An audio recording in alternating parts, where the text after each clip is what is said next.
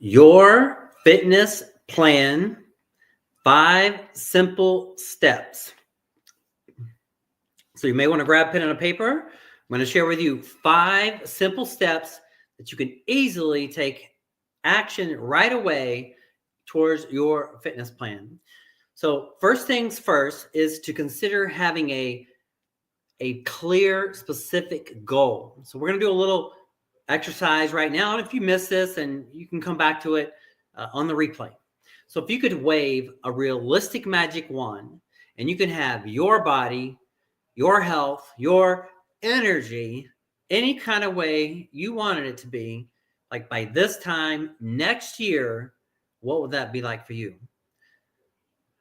Think about it. We want to get clear and specific. Okay, just doing a volume check. Clear and specific. So for example, like a body weight and a body fat percent. Little hack here. If well, one thing is you can either get at my doctor, they have what's called a DEXA scan, and it measures everything, and it's really great. So if you have access to that measuring type of things, great, because you want to do an assessment of where you are currently. Now, if you want to hack and you don't have access to those kind of things, and you want to do it as my uncle would say, you want to squeeze the dollar, you want to save some money. So you could go online to Google, do a Google search, and look for men's and women's body fat percentages, right? So, and it'll pull up perhaps like a men and women from low body fat to high body fat. And then you can look on the picture and base where you're at and then where you want to go. So you can look at the picture and say, well, I'm currently, say perhaps 20% body fat. My goal was to be, I look at the picture, I like the way the 10% body fat looks. So it's a great way to do it. You don't always have to be like Mr. Analytical. But if you have access to the nice tests, more power to you. But one way or another, kind of get a feel for where you're at with your body fat percent, whether you do a nice measurement or you're looking at it online. And then set a clear, specific goal as to like a body weight and a body fat percent. That's something to consider, right? So when setting the goals, also too, I want you to consider framing your goal, your fitness goal, into an affirmation / prayer. So say, for example, I'll set it up for you like this. I am happy and grateful now that I am, and then state your goal. I'll use myself as an example. I am happy and grateful now that I am at least 190 pounds and at or below 10% body fat. See, that is a very clear and specific goal. So what is your goal? What is your goal? What is your goal on a body weight and a body fat percent? I encourage you to consider getting to the bottom of that, setting up the goal, and then every day frame it in the present tense. I am happy and grateful now that I am, you fill in the weight, you fill in the body fat percent. And that way you're training your mind, you're training your mindset that, yes, I am happy and grateful now that I am that thing, right? So we're saying it every day in the present tense that you're grateful. I hope you can get the point of this. You're putting yourself daily in the mindset that you are grateful for this fitness objective, that you're feeling like you've already achieved it. So Arnold Schwarzenegger used to do it all the time in bodybuilding. He would visualize himself months in advance winning the competition, right? So I encourage you to visualize yourself in the future being your best self, but a specific number, like a specific body weight and a specific body fat percent. Now, once you have your goal locked in, the 5 simple steps is to have a proper exercise program, nutrition, recovery, supplementation, and mindset. I'm going to give you just some things, practical things you can walk away from. Like, for example, with exercise, I encourage you to establish however many days a week you want to exercise. 3 days a week, 4 days a week, 5 days a week. You know, I just follow this. Was talking to this other guy. He does 7 days a week, and I think that's a little much. But make sure you have enough time for recovery. But what is your goal? How much time can you put into your exercise program? Pick a time, whether it's 3, 4, or 5, or whatever it is, and then go for that. My particular fitness goal is to do cardio in the morning 5 days a week, whether it's 30 minutes of steady state or 20 minutes of HIIT. And then in the afternoon, do an hour of weights 5 days a week. And 3 days a week, I do physical therapy because I've had an injury in my hips. So I make sure every week I get those things done. That's exercise. Now, the thing with exercise is you have to do something. This is not where you can just blow it off. This is where the rubber meets the road, so to say. You must do something, even if it's just the very beginnings of something, like walking 4,000 steps a day and doing some, knee push-ups or something. Just getting something going for you, wherever you're at. I encourage you to just get the ball rolling, whether you're just beginning and working on building that momentum, or maybe you're a professional and you just want to take it to the next level. I'm constantly working on ways to improve, and there's always a lot of places to improve. So that's training.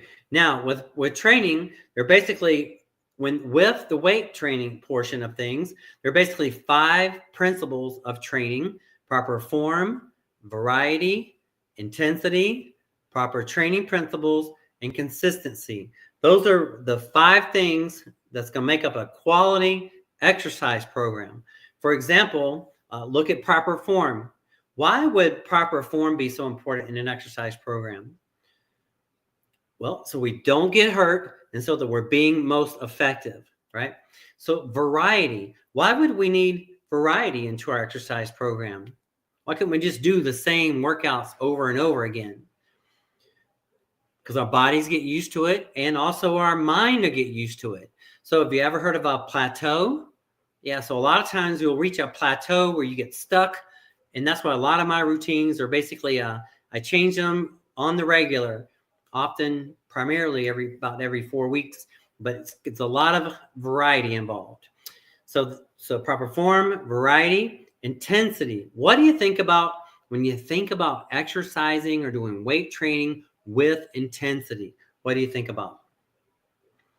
Challenging yourself, right? Pushing yourself. So imagine for a moment that, we're doing chest presses and we're going for 12 repetitions, 9, 10, 11, barely can get 12, barely get it.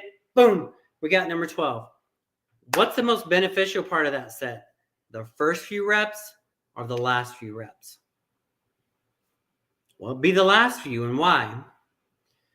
That's where the most challenging part of the set is. That's where we overload your body so that we stimulate it, and it's through the rest and the nutrition, it overcompensates and it grows back bigger and stronger. So in the gym, we're basically just, or wherever you're doing your strength training, we're basically just breaking it down, and it's through rest and recovery that the muscles grow back more, right? Now, so proper form, variety, intensity, proper training principles. There's several different proper training principles, many. For example, like compound sets, supersets, rest pause, circuit training. The point is to include plenty of different training principles, right? So proper form, variety, intensity, proper training principles, and last but not least, a bit of proper training principles is consistency. So now take for a moment that we have you, and say we have a twin of you. Now imagine we're going to have a friendly little competition. Now say we start off today, but now we're going to meet back here in 1 year and see who's had the best results, right? Now you start off, you exercise 5 days a week, doing your cardio and your strength training, you're eating healthy, you're getting your sleep, right? Now your twin starts off that way, but then misses a workout here and there, eats some junk food here and there, skips a protein, balanced meal here and there, doesn't always get the full amount of sleep. At the end of the year, who is going to have the best results? It's going to be the consistent person, right? You're the one. You're going to be the consistent person, right? So The 5 elements that make up a proper training program: proper form, variety, intensity, proper training principles, and consistency. All right. Now, let's take a look at nutrition. Imagine for a moment that we want to build a 2-story house from scratch. And imagine that we only have half the materials necessary to build the house. How far are we going to get? Probably about part of the way, right?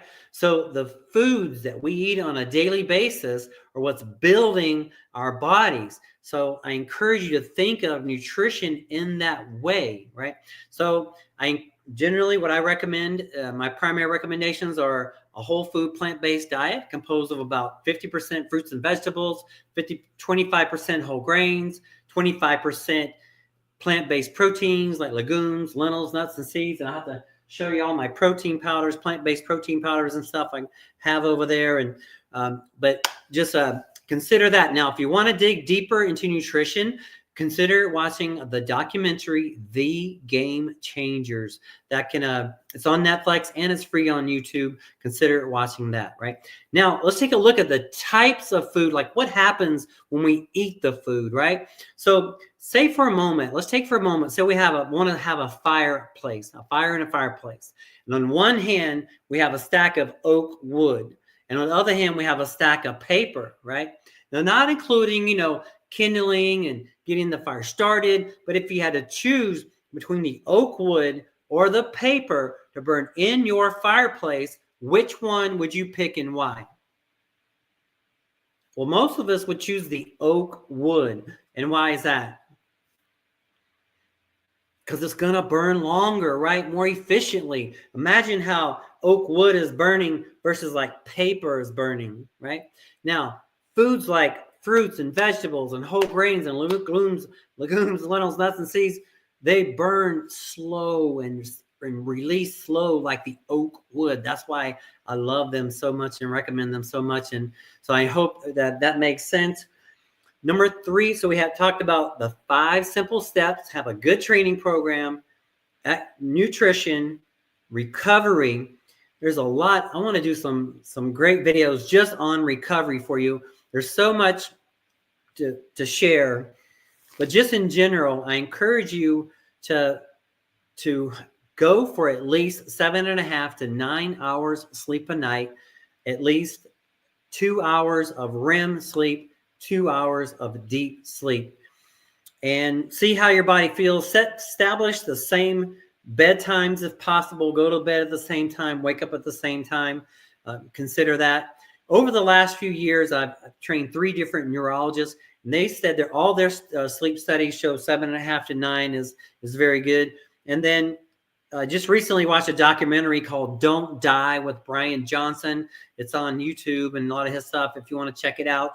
And he talks a lot about sleep. He says sleep is the number one thing the average people can do that's going to get the biggest return. Matter of fact, on his program, which he calls a Don't Die program, he says you can get 90% of the benefits of a program like that just by getting good sleep, good nutrition, and good exercise. So think about that. Those are the big 3.